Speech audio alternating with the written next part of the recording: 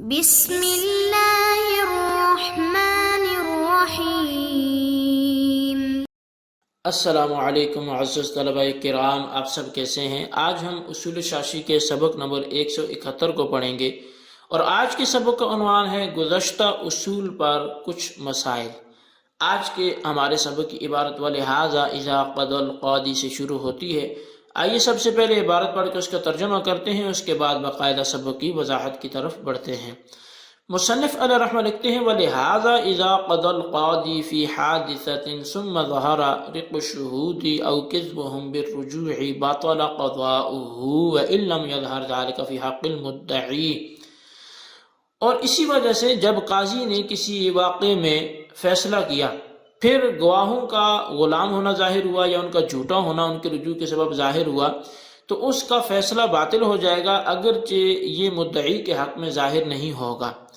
وَبِاعْتِبَارِ هَذَا الْمَعْنَى سَقَطَتِ الْمُؤَلَّفَةُ قُلُوبُهُمْ عَنِ الْأَصْنَافِ الثَّمَانِيَةِ، اور اسی معنی کا اعتبار کرتے ہوئے مؤلفہ قلوب یعنی کہ وہ جنس کی دلجوئی مقصود تھی، ان کا حصہ 8 اقسام میں سے ساقط ہو جائے گا، لِانْقِطَاعِ الْعِلَّةِ علت کے منقطع ہو جانے کی وجہ سے۔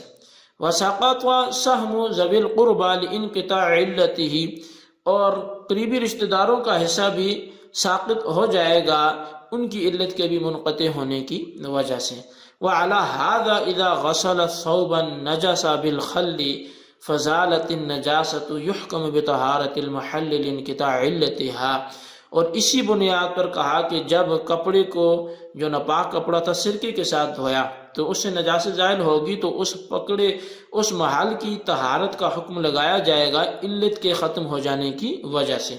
وَبِهَذَا ثَبَتَ الْفَرْقُ بَيْنَ الْحَدَثِ وَالْخُبْثِ، اور اسی سے حدث اور خبث کے درمیان فرق بھی ثابت ہو گیا۔ فَإِنَّ الْخَلَّ يُزِيلُ النَّجَاسَةَ عَنِ الْمَحَلِّ، بے شک جو سرکہ ہے یہ محل سے نجاست کو زائل کر سکتا ہے۔ وَأَمَّا الْخَلُّ لَا يُفِيدُ طَهَارَةَ الْمَحَلِّ، لیکن بہرحال جو سرکہ ہے یہ محل کی طہارت کا فائدہ نہیں دیتا۔ وَإِنَّمَا يُفِيدُهَا الْمُطَهِّرُ وَهُوَ الْمَاءُ، اور اس چیز کا فائدہ مطہر دیتا ہے اور اس سے مراد پانی ہے۔ جی طلبہ کرام، یہ ہمارے آج کے سبق کی عبارت تھی اور اس کا ترجمہ تھا۔ اب آئیے اس کی وضاحت کی طرف بڑھتے ہیں۔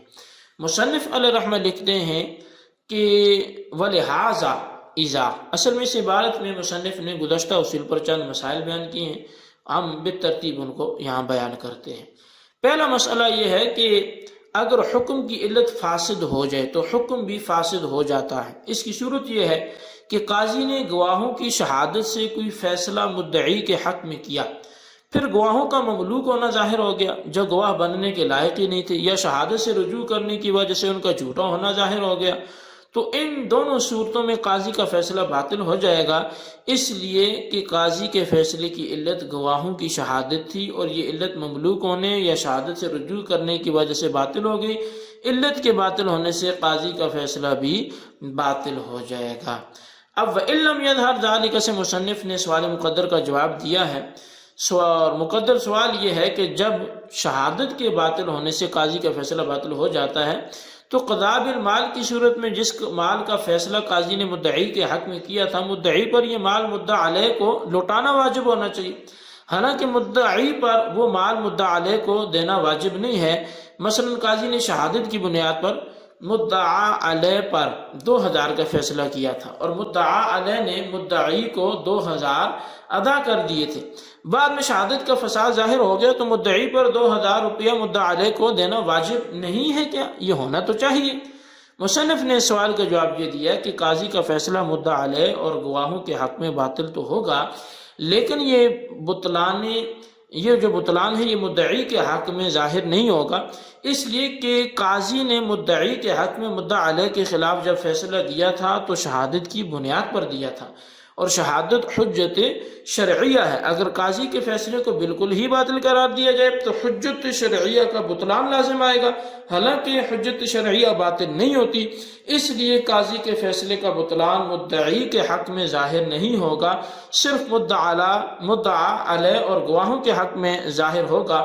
مدعا علیہ کے حق میں تو اس لیے کہ اس کو نقصان اور ضرر سے بچایا جائے، اس نے جو 2000 مدعی کو ادا کیے ہیں اس کو وہ واپس دیے جائیں، اور گواہوں کے حق میں اس لیے کہ وہ آئندہ جھوٹی گواہی نہ دیں، ان گواہوں سے 2000 کا تاوان لے کر مدعی کو دیے جائیں گے تاکہ آئندہ جھوٹی گواہی سے باز رہیں، اور مدعا علیہ کا نقصان بھی اس صورت میں پورا ہو جائے گا۔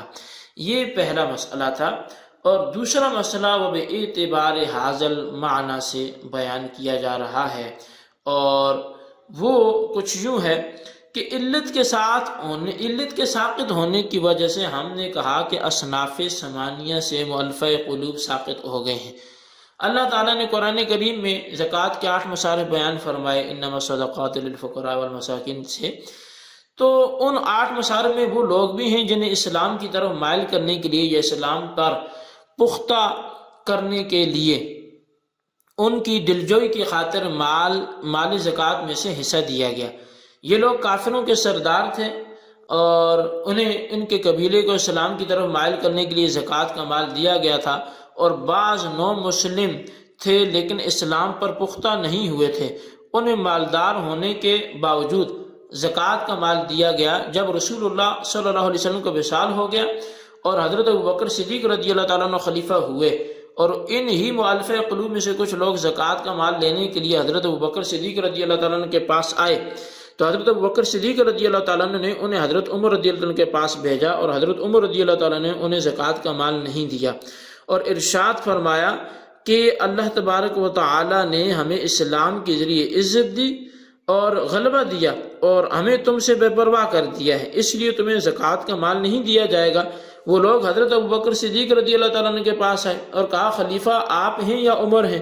تو حضرت ابوبکر صدیق رضی اللہ عنہ نے جواب دیا انشاءاللہ اس کے بعد صحابہ کا مشورہ جو ہے وہ، اب جیسے اس بندے نے یہ بات کی کہ خلیفہ آپ ہیں یا عمر ہیں، تو حضرت ابوبکر صدیق رضی اللہ تعالیٰ عنہ نے اس کے بعد صحابہ کرام کا مشورہ فرمایا، اور مشورے میں یہ طے پایا کہ رسول اللہ صلی اللہ علیہ وسلم نے مؤلفہ قلوب کو اسلام کی ضعف و کمزوری کی وجہ سے زکوٰۃ کا مال دیا تھا۔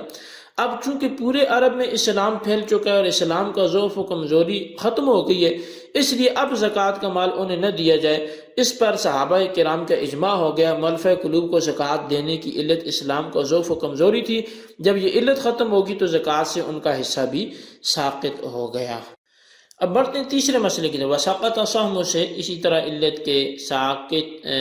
کے ساتھ ہونے سے ذوی القربیٰ کا حصہ ساقط ہو جاتا ہے، یعنی کہ علت اگر ساقط ہو جائے تو پھر وہ حصہ بھی ساقط ہو جاتا ہے۔ وہ کیسے؟ رسول اللہ صلی اللہ علیہ وسلم کے زمانہ مبارک میں مال غنیمت کے خمس کے 5 مصارف تھے، جن کا ذکر اللہ تعالیٰ نے اس آیت میں فرمایا وَاعْلَمُوا أَنَّمَا غَنِمْتُم مِّن شَيْءٍ۔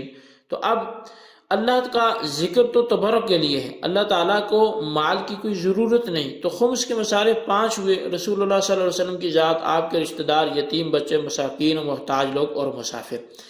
رسول اللہ صلی اللہ علیہ وسلم کے قرابت داروں کو خمس میں سے حصہ اس لیے دیا گیا تھا کہ انہوں نے ابتداء اسلام میں دین کے کاموں میں رسول اللہ کی نصرت کی تھی۔ شاہ ابی طالب میں رسول اللہ صلی اللہ علیہ وسلم کے ساتھ آپ کے خاندان کے لوگ کافر ہونے کے باوجود آپ کے ساتھ محشور رہے۔ اس نصرت کے عوض اللہ تعالیٰ نے غنیمت کے خمس میں سے انہیں حصہ عطا فرمانے کا حکم دیا۔ جب رسول اللہ صلی اللہ علیہ وسلم کا وصال ہو گیا اور آپ کو خاندانی نصرت کی ضرورت نہ رہی تو خاندان والوں کا حصہ بھی ساقط ہو گیا۔ ان کے حصے کی علت نصرت نبی تھی، جب یہ علت ختم ہوئی تو ان کا حصہ بھی ختم ہو گیا۔ اب خمس میں صرف 3 حصے باقی رہ گئے، یتیم، مسکین اور مسافر۔ اب رسول اللہ کے قرابت داروں میں سے جو یتیم، مسکین اور مسافر ہوگا اس کو یتیم، مسکین اور مسافر ہونے کی حیثیت سے تو دیا جائے گا، لیکن قرابت دار ہونے کی حیثیت سے نہیں دیا جائے گا۔ چوتھا اور آخری مسئلہ مصنف نے وَعَلَى هَذَا إِذَا غَسَلَ سے بیان فرمایا کہ علت کے ختم ہونے سے حکم بھی ختم ہو جاتا ہے۔ اسی بنا پر ہم کہتے ہیں کہ کسی نے نجس کپڑے کو سرکے یا پانی کے علاوہ کسی بھی پاک چیز کے ساتھ دھویا اور اس سے نجاست دور ہوگی تو کپڑا پاک ہو جائے گا، اس لیے کہ کپڑے کے نجس ہونے کی علت اس پر نجاست کا ہونا تھا۔ جب وہ نجاست ختم ہوگی تو نجس ہونے کا حکم بھی ختم ہو جائے گا اور وہ کپڑا پاک ہو جائے گا۔ اب مصنف علیہ رحمہ وبہذا ثبت الفرق سے بیان فرماتے ہیں کہ زوال نجاست سے کپڑے کی طہارت حاصل ہونے کی وجہ سے حدث اور خبث میں فرق ثابت ہو گیا۔ خبث نجاست حقیقی کو کہتے ہیں اور حدث نجاست حکمی کو کہتے ہیں، اور نجاست حکمی کے دو فرد ہیں، ایک حدث اصغر یعنی بے وضو ہونا اور دوسرا حدث اکبر یعنی بے غسل ہونا۔ بہرحال یہ ہمارا آج کا سبق تھا، آج کے سبق کو دہرائیں اور اس کے اندر جو بیان کیا گیا اس کو خلاصتاً اپنے رجسٹر پر نوٹ کریں، اور قاضی کے قضاء کے حوالے سے جو گواہوں کا رجوع یا گواہوں کا غلام ہونا، اس کے فیصلے کا فاسد ہونا، کس کے حق میں ہوگا کس کے حق میں نہیں ہوگا، یہ ساری باتیں ہم نے تفصیل سے پڑھی، ان کو اپنے الفاظ میں رجسٹر پر لکھیں، بالخصوص ان سوالات کے جوابات دیں۔ سوال نمبر 1 یہ ہے کہ مصنف علیہ رحمہ نے موجودہ سبق میں ایک اصول کے تحت مثالیں ذکر کی ہیں، کوئی ایک مثال ذکر کرتے ہوئے متعلقہ اصول کو تحریر فرمائیں۔ سوال نمبر 2 یہ ہے کہ خبث اور حدث کی تعریف لکھتے ہوئے ان دونوں میں فرق کو واضح کریں۔ اللہ تبارک و تعالیٰ سے دعا جو کچھ سنو سے یاد رکھنے کی توفیق نصیب فرمائے، آمین بجاہ نبی الامین صلی اللہ علیہ وسلم۔